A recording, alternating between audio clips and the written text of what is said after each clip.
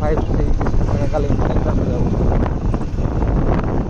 এই জায়গাগুলো আসলে ছোটোবেলায় যখন সাইকেল থাকতো তখন স্কুল যাওয়ার ফাঁকে ফাঁকে, আমার স্কুল এখান থেকে 4 কিলোমিটার ছিল বাসা থেকে কলেজে।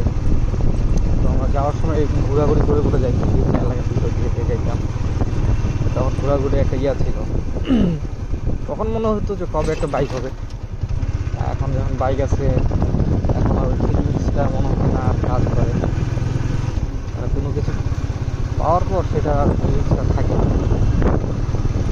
তো এটাই হলো মেন কথা।